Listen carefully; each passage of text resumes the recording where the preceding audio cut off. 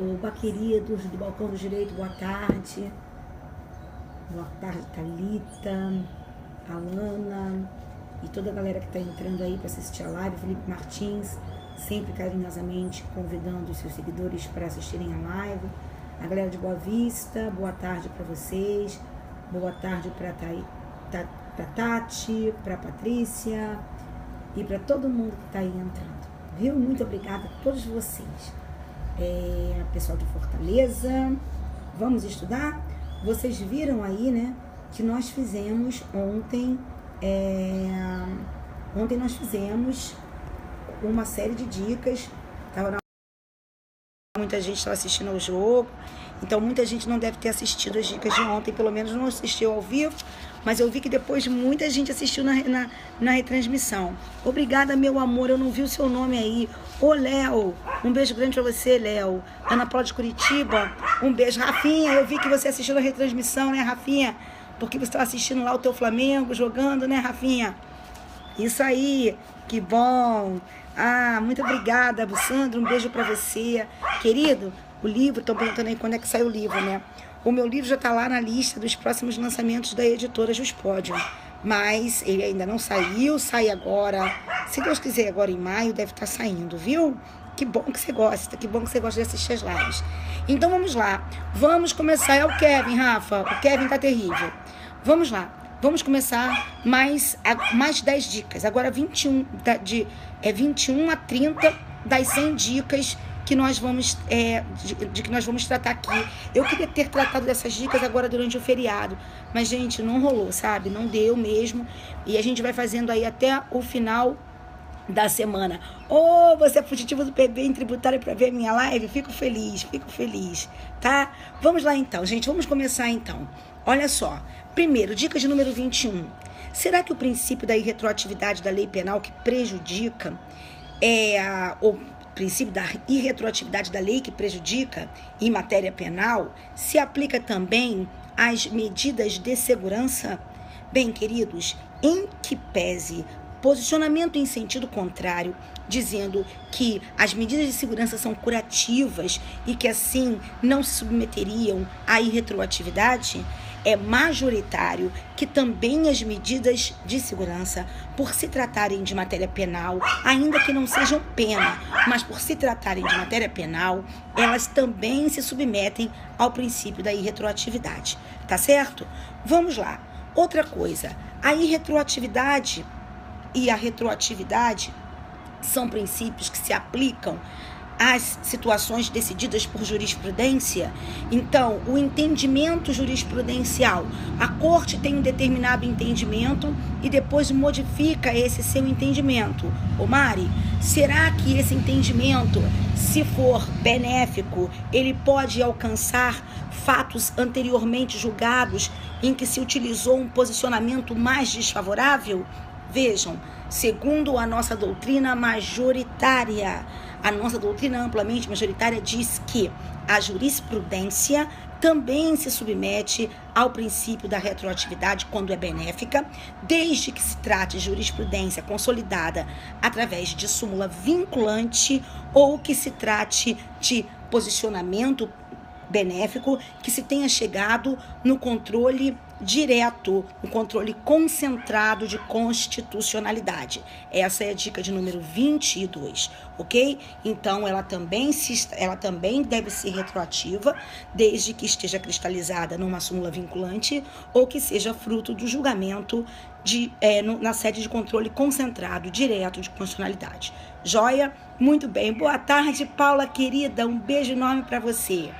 Vamos lá. Outra coisa, vocês sabem que a lei penal brasileira pode ser aplicada aos fatos praticados no território brasileiro.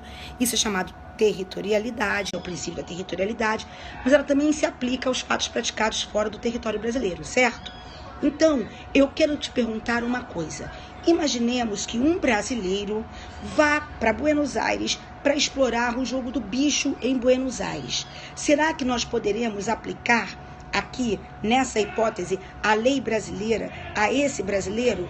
A resposta é não, porque só se aplica o princípio da extraterritorialidade aos crimes às contravenções não se aplica o princípio da extraterritorialidade, de sorte que jamais se aplica a lei brasileira a uma contravenção ocorrida fora do território brasileiro, certo? Dica de número 24. Vocês sabem o que significa a teoria do labeling approach ou do etiquetamento? Labeling approach ou etiquetamento. Vocês já ouviram falar? Quem aí já ouviu falar dessa teoria? Teoria do labeling approach ou do etiquetamento. Vamos lá. Como escrever labeling approach? Labeling, L-A-B-E-L-I-N-G, e approach, A-P-P-R-O-A-C-H. Alguém pode escrever aqui para mim, para ajudar o pessoal aí, que por acaso não souber escrever? Então vamos lá. Labeling approach. Então, a teoria do labeling approach ou do etiquetamento. Alguém pode escrever aqui para mim? Isso. A segunda vez sem os dois L's, tá? Sem double L. Aqui, ó, labeling approach. Isso. Ou rotulação. Isso. Olha só. Por essa teoria do labeling approach ou do etiquetamento, o delito não tem consistência material, não tem consistência ontológica. Na verdade, o delito ele seria fruto de um processo social arbitrário e discriminatório que etiqueta algumas condutas desviadas ou desviantes como criminosas. Então, na verdade, ele não existe em si, tá certo? O crime em si não existe. O que não existe, como vou dizer, ele não tem consistência material, ele não tem consistência ontológica. Ele só existe porque um processo social de reação, um processo que eles denominam discriminatório, arbitrário, etiqueta determinadas condutas como condutas criminosas, tá certo? Então seria uma reação da sociedade num processo discriminatório, tá certo? Segundo eles, arbitrário, que vai dar etiqueta a determinados comportamentos como criminosos, certo? Vamos lá. Agora, vamos falar da dica de número 25. Queridos, nos crimes omissivos, sejam eles próprios ou impróprios. Isso caiu até na prova do Rio Grande do Sul. Isso caiu até na prova. Essa próxima que eu vou dizer agora, a dica de número 25, ela caiu no Rio Grande do Sul. Presta atenção. Nos crimes omissivos, sejam eles próprios ou impróprios, nós temos uma norma de natureza preceptiva que determina que se realize um determinado comportamento. Então, escute, nos crimes omissivos, sejam eles próprios ou impróprios, o que se tem é uma norma de natureza preceptiva, que determina que se realize algum comportamento. E nos crimes omissivos impróprios, por exemplo, o agente, ele não responde pelo resultado porque ele causou o resultado, muito mais porque, não é porque causou, até porque nós sabemos que aquela causalidade é uma causalidade meramente normativa, mas ele responde mais porque violou essa norma preceptiva, tá certo? Isso caiu na prova do Rio Grande do Sul. Essa foi a nossa dica de número 25. Dica de número 26. Vocês sabem o que significa um crime bipróprio? Vocês já ouviram falar no crime bipróprio? Gente, o crime próprio é aquele crime que demanda uma especial qualidade do sujeito ativo. O crime bipróprio é aquele crime... Vocês são uma figura, gente. O crime próprio é aquele que demanda uma especial qualidade do sujeito ativo. O crime bipróprio é aquele que demanda especial qualidade do sujeito ativo e do sujeito passivo. Então, por exemplo, um exemplo de crime bipróprio, o crime de maus tratos. Por quê? Porque não é qualquer pessoa que pode ser autora do crime de maus tratos e não é qualquer pessoa que pode ser sujeito passivo do crime de maus tratos. Então, no crime bipróprio, tanto o sujeito ativo quanto o sujeito passivo, eles devem ter qualidades especiais, tá certo? Exatamente. No caso da mãe e do que pode ser o sujeito ativo, a mãe o filho só pode ser o filho sujeito passivo. Só pode ser, no caso, por exemplo, da chamada tortura-castigo. Só pode ser, eu falei mãe e filho num exemplo que me deram aqui, tá? Agora, olha só, no exemplo que apareceu aqui na tela. Agora, olha só na questão da tortura-castigo. Na tortura-castigo, não é qualquer um que pode ser sujeito ativo da tortura-castigo, que é um crime previsto lá no artigo 1º, inciso 2, não é? Inciso 2 da Lei 9455 de 1997. Artigo 1º, inciso 2 da Lei 9455 de 1997. Não é qualquer um que pode ser, tá? Na verdade, na tortura-castigo, quem é que pode ser sujeito ativo? Aquele que tem a vítima sob sua guarda, sob sua autoridade, sob sua vigilância. E só pode ser sujeito passivo é aquela pessoa que está sob a guarda, autoridade, cuidado, vigilância do sujeito ativo. Tá bom, queridos? Então, vamos lá. Esse é o crime próprio, que exige especial qualidade do sujeito ativo, tanto do sujeito passivo. Vamos lá. Dica de número 27. O que são crimes militares? Digam aí para mim o que significam os crimes militares, queridos. O que são os crimes militares? Os crimes militares, será que crimes militares são aqueles crimes praticados por militares, ou praticados em ambiente militar, ou praticados contra militares? Será que é isso que significa um crime militar? Claro que não. Crime militar é aquele crime que está previsto na legislação castrense, ou seja, aquele que está previsto como tal na legislação militar. Não são aqueles que estão praticados em serviço, não, tá, meu amor? Tá errado. Conceito de crime militar. Crime militar é aquele que está previsto na legislação castrense. É aquele que está previsto na legislação militar. Os crimes militares, eles se classificam, quando vocês ouvirem esse termo, assim, justiça castrense, legislação castrense, é legislação militar, no Código Penal Militar, na legislação militar, certo? Agora, olha só, os crimes militares, eles podem ser crimes militares próprios ou impróprios. O que são crimes militares próprios? São aqueles que só encontram definição na legislação castrense, na legislação militar. Tá certo? Então, exemplo, dormir em serviço, deserção, ok? Já, boa noite, querido Joaquim, boa noite. Agora, já os crimes militares impróprios são aqueles que estão previstos tanto na legislação militar quanto na legislação penal comum. Então, nós temos vários, né? Nós temos vários. Então, por exemplo, o homicídio é um crime militar impróprio, porque, embora esteja previsto na legislação penal militar, também está previsto na legislação penal comum. O furto, certo? E vários outros crimes que estão previstos. Lesões corporais, certo? Estão previstos tanto na legislação penal militar quanto na legislação penal comum. São crimes militares impróprios. E aí, veja só o que acontece. Nesse exemplo, como é que eu vou saber se um crime militar impróprio vai ser julgado pela justiça militar ou pela justiça comum?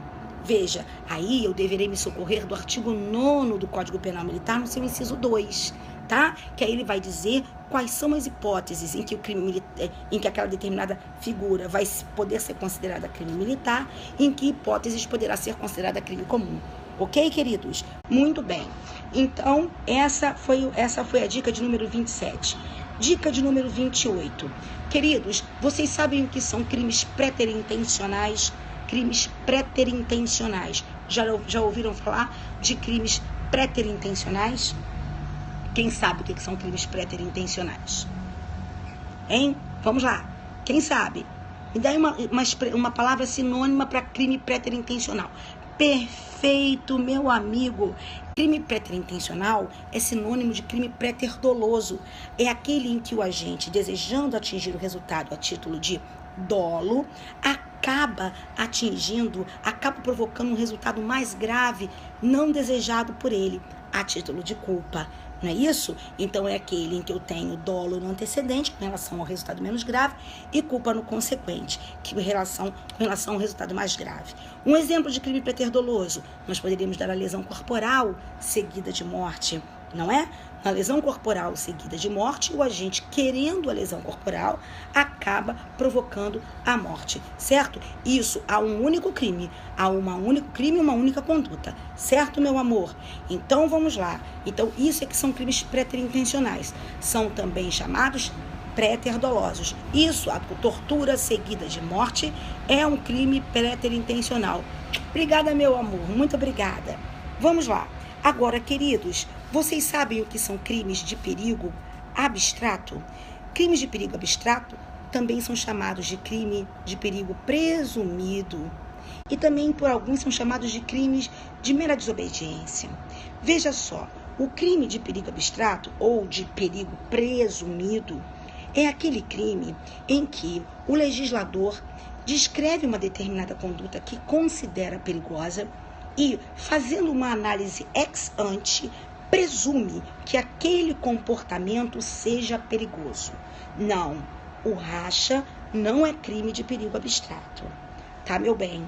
O racha, do artigo 308, é um crime de perigo concreto. Crimes de perigo abstrato, nós poderíamos dar como sendo exemplos de crime de perigo abstrato, o porte de arma, o crime do artigo 310 da Lei de Trânsito, que fala de entregar, perfeito, tem até súmula 575, não é? De entregar veículo automotor para uma pessoa que não tenha condições de dirigir o veículo automotor com segurança, uma pessoa não habilitada, isso. Não, pena de racha dolo eventual, também está errado isso. Está errado isso. A embriaguez ao volante, segundo jurisprudência dominante no STJ e no STF, tá certo? Isso são crimes de perigo abstrato, em que o legislador faz uma análise ex ante. Bota na sua cabeça essa expressão. Ele faz uma análise ex ante do perigo. Ou seja, ele descreve uma situação, ele presume que exista perigo naquela situação, independente de se provar que naquele caso concreto efetivamente ocorreu uma situação perigosa. Ao contrário da dica 30 dos crimes de perigo concreto. Nos crimes de perigo concreto, a análise do perigo é feita posteriormente, é feita ex post, não é feita ex ante. Por quê? Porque, will kill me. Ok. If you kill me, thank you for killing me. Ok? Vamos lá. Jesus amado, não aguento. Olha só, a pessoa claro, idiotice, cara. Tem gente que não tem nada pra fazer. Vamos lá, dica de número 30. Dica de número 30. Vamos fazer a dica de número 30 dos crimes de perigo concreto. Nos crimes de perigo concreto, a análise do perigo é feita ex post. Por quê? Por que é feita ex post? Vamos lá, veja bem. Porque neles o legislador descreve uma conduta como criminosa. Só que o legislador, ele vai fazer com que o intérprete dependa de uma análise posterior ao fato para verificar se realizando aquela conduta, o agente efetivamente criou uma situação de perigo, se houve no plano concreto uma situação de perigo. Exemplo, muito bem, que alguém colocou aí, o artigo 308 do Código de Trânsito, que é o crime de participar de competições automobilísticas não autorizadas, o crime da pessoa dirigir sem habilitação. Esses crimes são crimes de perigo concreto.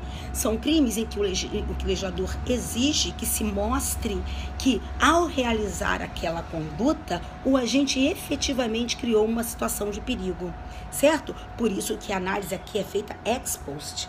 Lembrar que, para muitos na doutrina, os crimes de perigo abstrato são violadores do princípio da lesividade. Seriam, portanto, inconstitucionais.